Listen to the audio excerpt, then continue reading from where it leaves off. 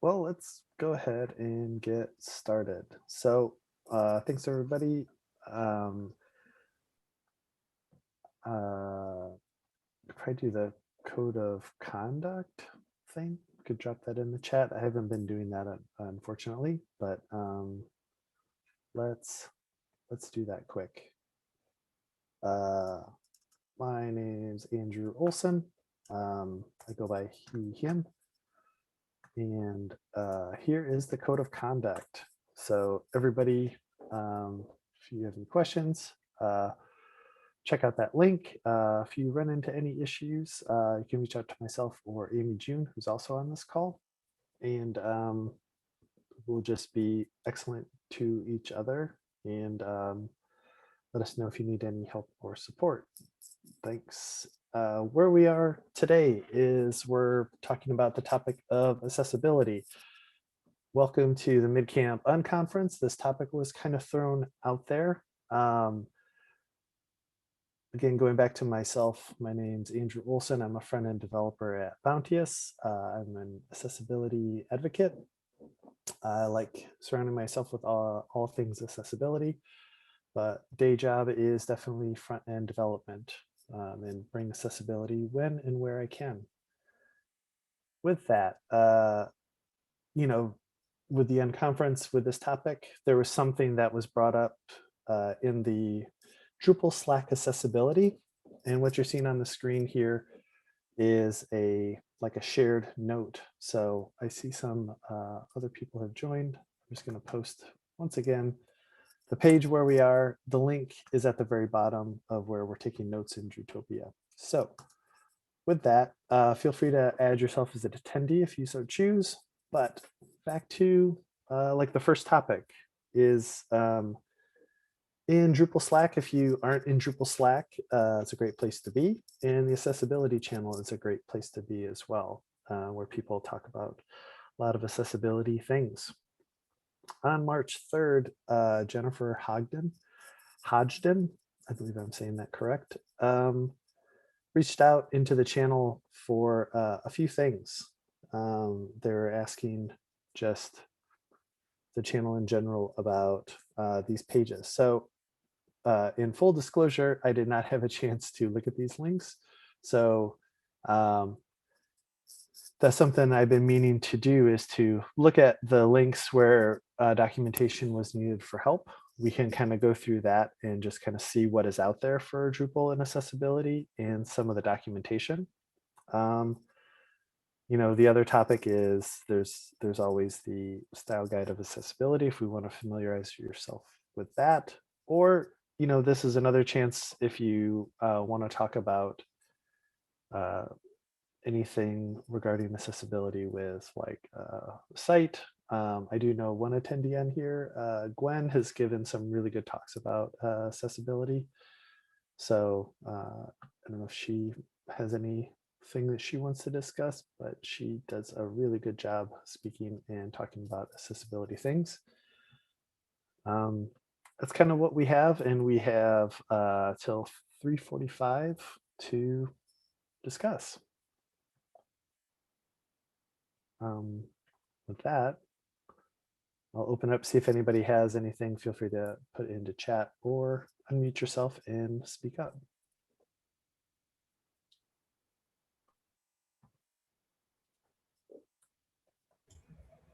I have a comment about that first topic from Jennifer Hodgson. Okay. What those are is they're pages that let us know how we can give back to Drupal in the form of accessibility, like some roles that you can look into, some tasks, things like that. So this is a good starting point for people who maybe are already familiar with accessibility and want to give back to Drupal in a way of that, but you don't know how to contribute back. These pages are a good resource for that. And of course, if you're new to these pages, looking and making sure that it's clear, and this is what her ask is that it's clear how to get to these places. It's clear what the task is. It's clear who should do these tasks.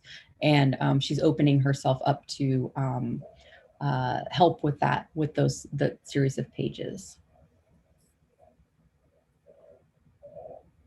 Cool. Did you, again, I saw that it's been earmarked for me to kind of go back and review closer. Has there been much movement on that? I do try and stay up on the documentation channel in the Drupal Slack as well, but fail most times to keep up. I don't have the answer to that because I've been looking more at the contributor tasks, getting ready for DrupalCon. So I've been focusing on that part of the documentation right now and making sure that we know where we can send folks and have clear documentation on how to, the people are clear on how they can contribute. Okay. So I don't know the status of these pages. Okay, cool. But you can see in the sidebar, there's a block that says help improve this page. So as people go through there and see that the page needs improvement, that's sort of Jennifer's ask too, is to let them know that that it can be improved. So like this part right here, yeah. Mm-hmm. And also, ironically enough, I am not logged in because there's probably a way for me to edit these pages, right, and give back and provide that feedback, or creating an issue, right? Cool. Let's see if there's people that have spoken up. Yeah. Let's review.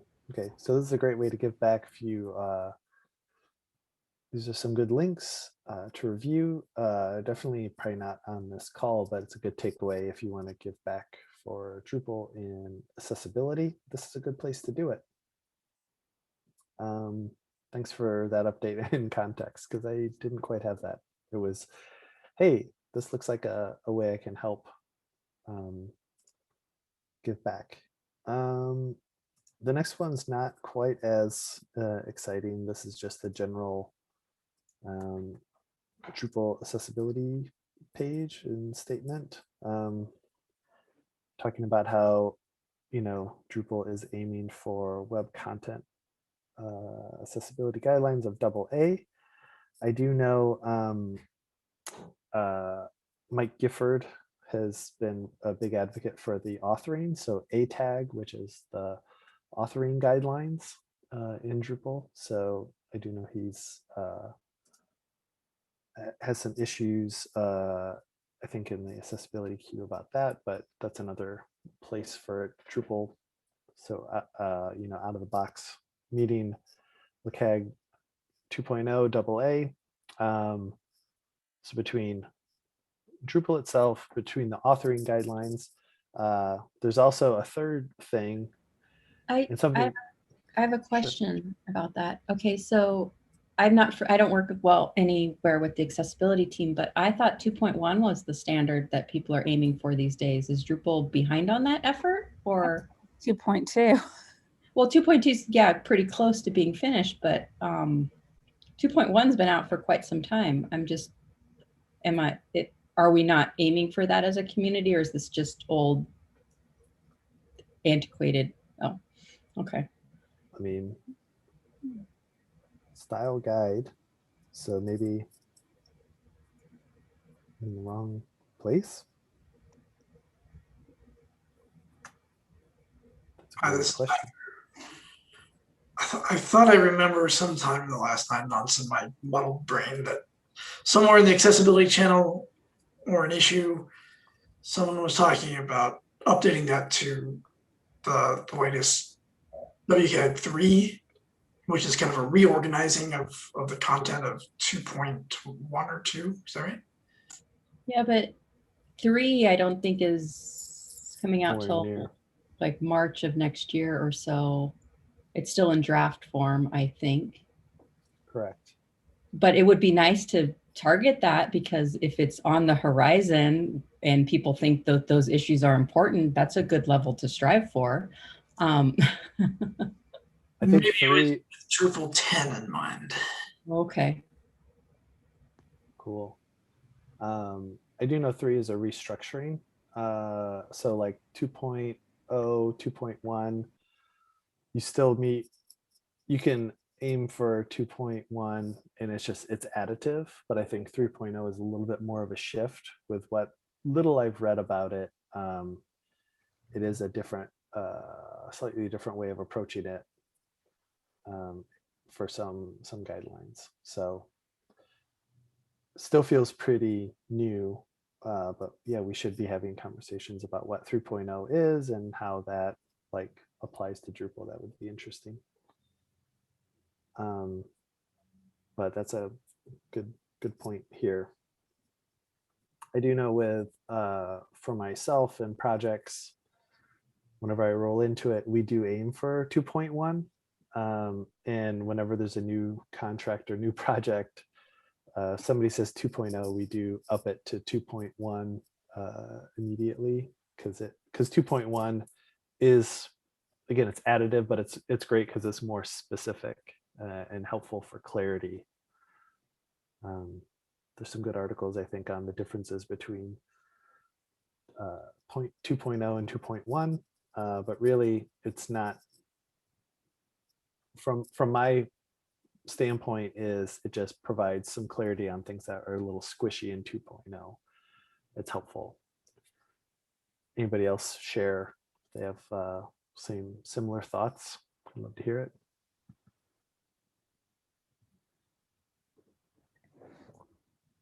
I haven't looked at 2.2 yet, but we strive for 2.1. We don't always hit it, but we try.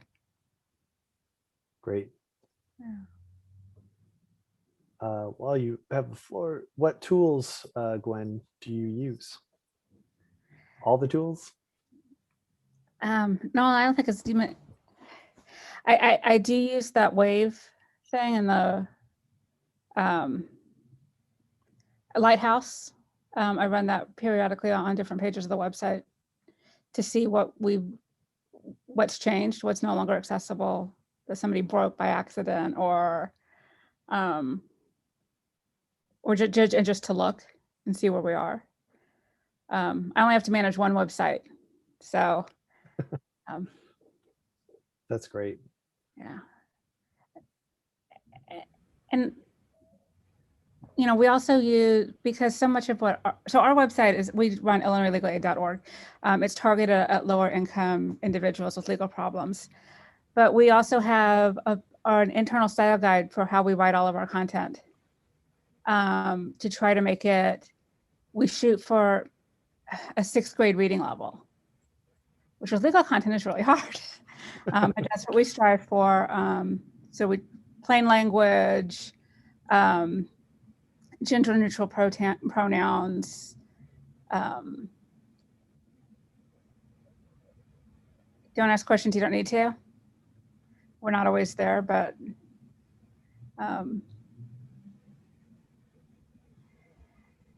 That's great.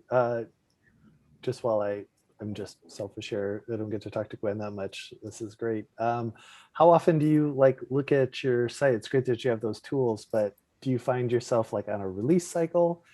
Is it quarterly you kind of take a look at the site, or when do you feel compelled to kind of check on things? For the accessibility side, probably about once a quarter. Okay. Yeah. Is that a task that you assign yourself? Yeah. Because I'm assuming that's you, right? Either something that I assign myself to, well, it'll be both. I'll assign myself to do it. I'll also assign our front-end developer to take a look at it and make recommendations to me as well. Well, that's great. Yeah. Cool. Do you have a lot of content authors? Or does your content change a lot? Yes, our content changes all the time. It's especially changed a lot in the last year because of all of the pandemic laws that have been, and the stimulus acts and all that stuff. So we have a staff of 3 content managers, and then we have outside editors who can go in and make changes. They're mostly lawyers in the legal aid community. But then our content managers review everything before they publish it. So it's like a workflow in there? We use workflow, yep. That's great. Yeah. Cool. That helps. I know that some of the sites, I work for an agency, so we have a lot of sites that we manage, and we do accessibility audits on some sites every quarter, and it's usually all the content that breaks everything, Yeah. not the Drupal updates, not content features, because we kind of bake it into our workflow, but it's the content.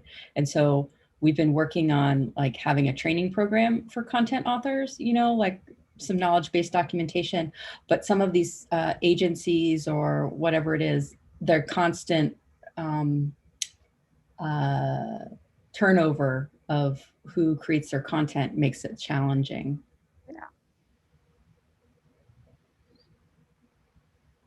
I'm not paid by Site Improve. Okay, they do have a paid service, but they also have a browser extension that's free, and I love using the browser extension. You can't track the site over time like the Site Improve kind of advertises, but what I like about the browser extension is it's a one-click browser extension, and then it runs the site. It tells you what the errors are, but then it also tells folks what to manually check for, and it'll give like the different components to manually check. So I like that sometimes when I'm first like teaching people how to do an audit, when they don't have that muscle memory of what to remember to check for manually. I say use the Site Improve extension because it'll remind them, oh, I need to check, you know, not only the alt text, but what's the viewport like, and what's the uh, you know, yes, I can tab through everything, but is everything in focus visually, you know? So that's been a really convenient tool for our new auditors, just because it reminds you of what to manually check. I'm also, the one I've been into is Accessibility Insights. So I don't know if you've seen this tool, but it does that as well. I'm going to put that in the notes. And is that free? It is. Okay. So what I like about this, it's actually a browser plugin right here. But let me just go to a site, just see who to pick on. Pick on Acquia. Who should we pick on? Why don't we pick on Drupal? I know a bad site. Do you want a bad site? Sure, I just don't want to make somebody angry. I'm Okay, trying to be how about political here. very neutral, geocaching.com. Geocaching.com. Okay. I use this all the time for my examples because it's horrible. Oh yeah. So look at this. The video that I cannot stop, right? Because it's just going. All right, great. So with Accessibility Insights, I can do this. So there's two things, actually three things, but FastPass is kind of like a lighthouse where you just run it and it gives you a score and it tells you kind of how to go in and inspect a little bit better. But I like this assessment, and I've used this on audits of sites when we're really trying to size things up. So when I click on it, it's going to say, hey, there's already something running. I'm going to just say start new. So here we are. So I'm starting new. It's helpful with a larger screen. But what this does is I think what you're saying Site Improve it does as well is it takes you through these 24 different things. Some of them are manual, but what this does for me as an auditor, just looking at things, it level sets to make sure I don't miss something when I'm looking at a page. It forces me to kind of go through all the things. So I start at one and I say, hey, some automated checks, you know, you can click here to say, is there any area alt? And then I clicked and it checked and it's like, hey, you know, there's none of these things really in the page. Looks like everything's okay. No matching or failing instances were found. If there was, you can turn on the visual thing and it would show. So let me try and just go through. So far so good. Like some of the low hanging fruit of automated checks. At least this homepage seems like it's pretty a-okay. Next, we go to the keyboard. This is the part that I like quite a bit, is when you go to keyboard navigation, I like to do the visual helper on. And then when I do this, as I go into the page, I'm going to use the tab navigation and it visually shows me where I am. So give me a second as I get into the page. So right there, if you look on my screen in the top left, it's saying, hey, I'm at this geocaching thing. When I tab again, I'm going to something else here. And then now I'm going to English. It looks like I can pick that with my keyboard, but if I go next, so this allows you to kind of see visually where you are in the page. This would have been helpful actually with the thing we had earlier for the Chicago site to kind of know where your tab goes. So it's doing a few things right here. Let me go back to that. So these are, I think, fairly well done. So this is one piece of content with one link. Notice that this appears to be a link, but the whole thing's a link. So they're doing a good thing where it's not going, if they coded this wrong or not terribly well, as it would be a link and then a link here, like a double stop to go to the same place. Hopefully I'm making sense. But sometimes that's a battle that I have a lot with our front end and our team is they'll get a component like this, and we need to ask the designers to say, should this whole area be clickable? You know, on hover, you notice I hover here, there's an indicator that this is a link.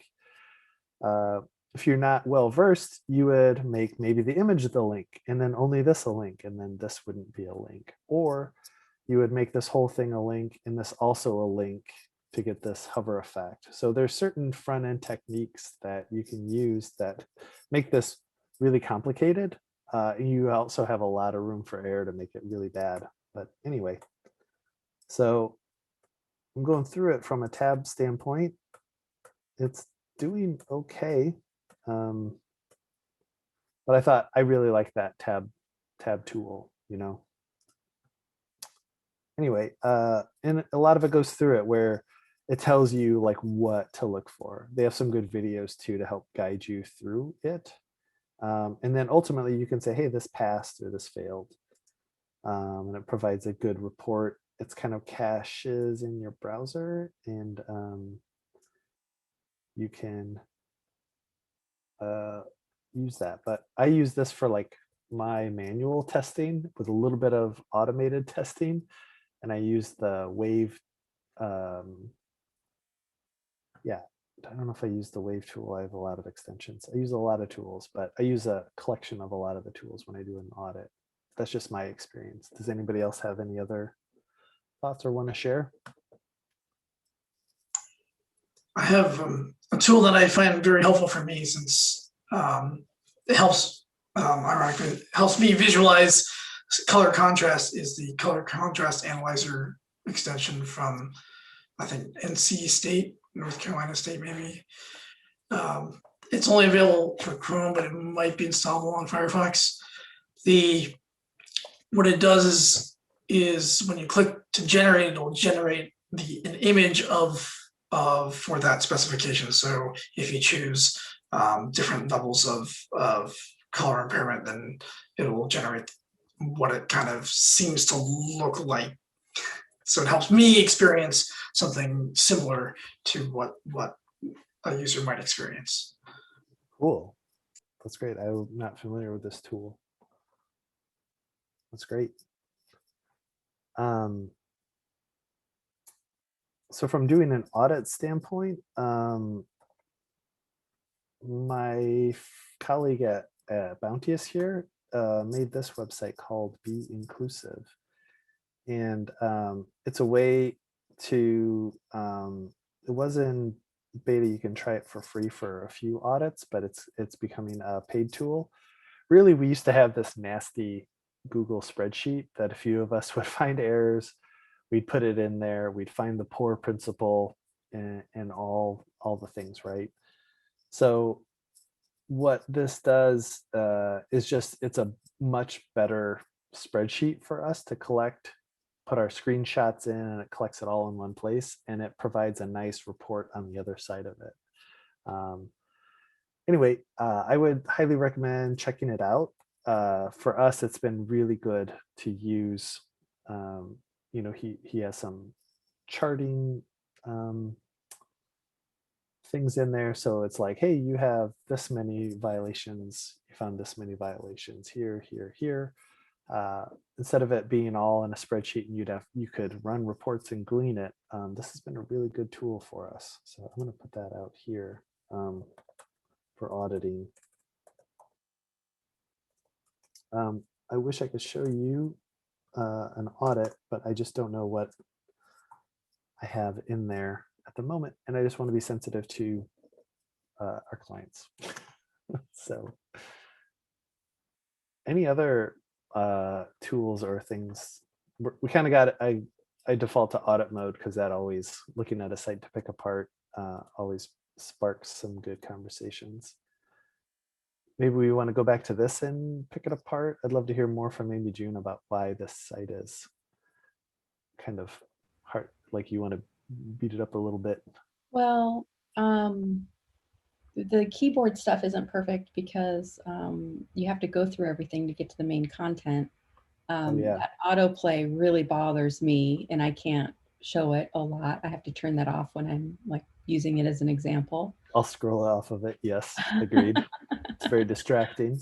It actually looks like they've updated their site since the last time I've been on there. Honestly, so they may have heard one of my complaints because I use this app all the time because I geocache, you know what I mean? And I want to show my awesome. friends this, but I can't because they can't access to the site for whatever reason. Do you know what I mean? Let me go to it and see what I think. We also have geocache and it's a lot of fun. So It's something to do during these times when you can't hang out inside with your friends. So I was looking up the extension that you're talking about with the Accessibility Insights web, right? As of 4 hours ago, they reopened the Firefox support issue, which is an amazing coincidence. I just find these things, I'm like, oh, I'm interested in this. I just learned about it. Oh, does it work in Firefox? No. Oh, look, they're considering it again. okay. Yeah. Yeah, I still do. I'm moving more. I used to use Firefox. I went into the Chrome world. I'm nudging more and more over to Firefox, but I find myself just in Chrome a lot more these days. So that's interesting.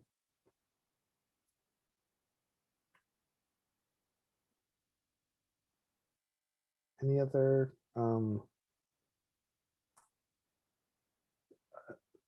I'll just share some battles that I wage at our agency when people ask and roll into projects. You know, a lot of it does have to do with the simple low hanging fruit of, as Amy June said, is getting in and being able to skip to the main content is just really helpful. So you don't have to go through all the nav and just setting up those landmarks to allow people to skip and wayfind. One thing for like e-commerce sites, another good thing, and if you don't know what we're talking about, I think Drupal.org has that. So let me get to that. So what we're talking about is this. So as I go into, so I'm tabbing into it, it says skip to main content. And this is great too. So you say skip to search. So they're anticipating my needs as a user to say, you might be here, you already know where you want to go. And now I'm going all the way through the nav, which is interesting, right? But those are what we're talking about, is being able to skip. So some sites that are good, let's see if Banana Republic, I think part of their platform, I think they're part of Gap and Old Navy. Yeah. So let's see if they're still like this. I'd use this as an example. Yeah, so this is great. So skip to the top navigation, skip to shopping bag. You know, they're very cognizant that people are buying things. So this is a great win for e-commerce people that I think a lot of them miss. And skip to footer link. So I want to skip all the way to the bottom because I may not find what I need. So to me, this skip to shopping bag on e-commerce is pretty essential, or even to log into your account if that is a major part of your purchasing flow. those are really quick wins to really help people out that come to your site. Any other thoughts from people? I have a question, but I don't know if you covered it earlier. I came very late. When you have a bunch of accessibility issues, is there a way to prioritize which one is going to be the most beneficial as opposed to the one that maybe even are not WCAG standard, but less have an impact? That is an amazing question. I love it. That is the debate on every audit that I do is what is the most wide sweeping change we can make to help the most people over time? And I'll answer the way we do it first is kind of what you just saw here is a lot of tab navigation or being able to wayfind in the page. So navigation is one thing that I recommend as they come to those pages. The other thing that whenever we do an audit, we use their analytics. So Google Analytics or whatever you use, we try and make the most impact on the highest traffic page. So that's another lens to look at. So if it's not navigation for wayfinding, if it's not the highest website analytics page, the next part is what's the most important flow through the site. In this site, it might be purchasing this person's dress that you see on there. So it's a buy flow. So what we do is we analyze the traffic to add something to the cart and then check out. Maybe we want to optimize the checkout, So what we try and do is find the most important path that a user goes through that provides the biggest benefit for the company. And that's an easy way for them to nod their head and say, yeah, we want more people to buy, let's optimize that flow. And as you go through it, things tease out, right?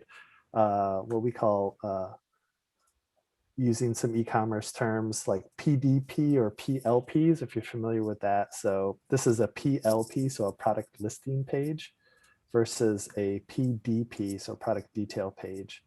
So these are pretty templated pages, right? So what we do is we know that there's, potentially tens of these pages and hundreds to thousands of these pages. So the more that we can improve that template, we can do that. Some other quick wins is like style sheets. So some contrast things, we can implement that.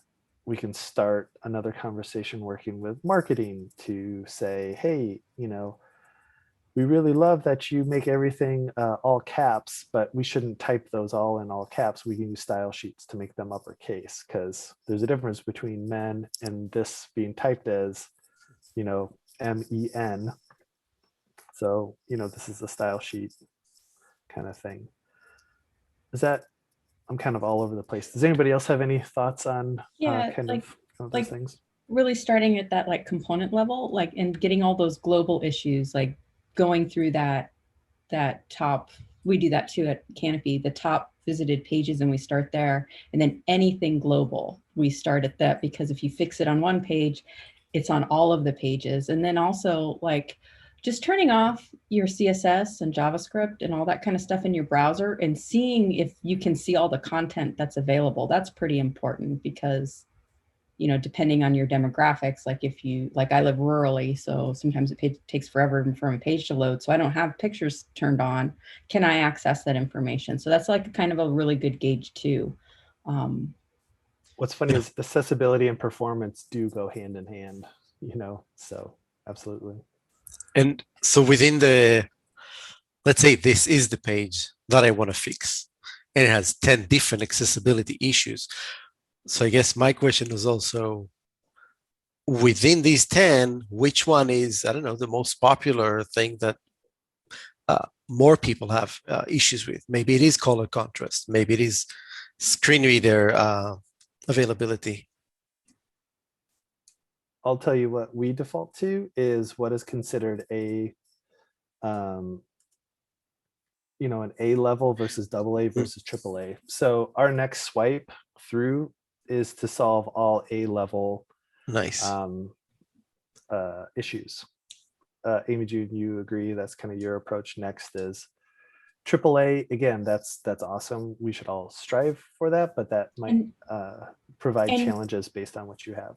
And you can see, like, by the way the numbers are on the page, how that fits in with the, so if you're not familiar with the numbering and lettering system, 3.11, 3.12, you can see that it corresponds with that A and AA too. Just sort of, is that right, Andy? I mean, Yeah, I mean, so giving a little bit about WCAG and these principles we're talking about is core principles, perceivable, operable, understandable, and robust.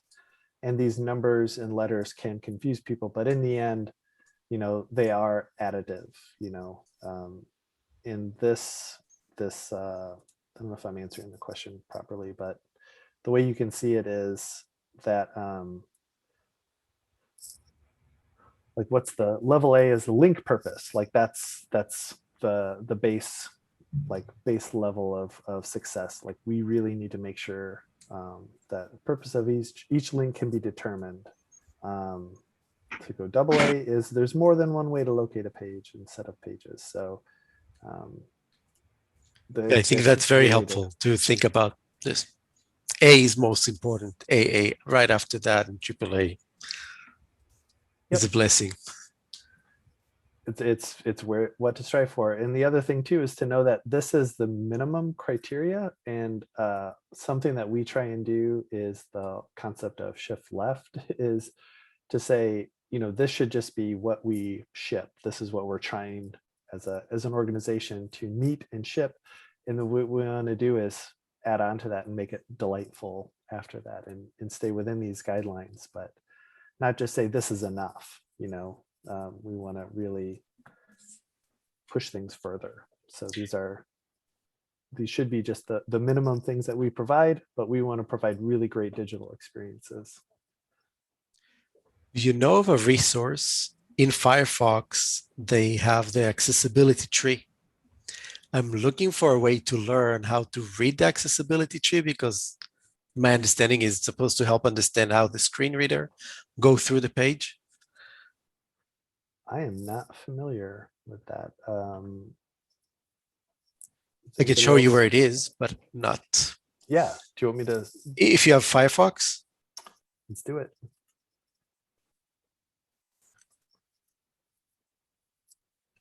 Any website with, and then DevTools. To inspecting or? Inspect element, the accessibility properties. So on the, yep. And now if you open the document on the left, roll document, bottom, yeah. Mm-hmm. That's the accessibility tree. So I saw some people that shows how different things can be displayed differently, but I wish I had a resource to know, like this in a way supposed to be that without a screen reader, I can understand what the screen reader would go through. That's great. Oh, there's the close. Look, where is that? Oh, this is really helpful. I have not explored this, so this is great. And Firefox added recently the show tabbing order, which is similar to the accessibility insights, but it just displays it right away. Oh, that's wonderful. You don't need to tab through to paint. Great. Oh man, I just learned something. Thanks so much. Very cool. I will need to check this out further. But yeah, this is really great, showing really great. From a screen reader standpoint, HTML is really writing good HTML that structures the page well. So document to a section, to a landmark, to a heading, to a link, in the end, that's what the website is, right? Is well structured with a lot of actionable items. One of the first things I get from people that are using a screen reader is, how come it's not just reading all the things off the screen? Or a lot of people want to put a tab stop on, a heading or something. That's like, tab stops are for actionable things, you know, there's different ways and different tools to do that. Anyway, I think not to cut off this conversation, thanks so much for showing me this tool. I haven't explored that. This is great, but I think closing remarks are happening now. So we should head over to Riverwalk. Thanks, Thank you so Andy. much. All right, thanks everybody.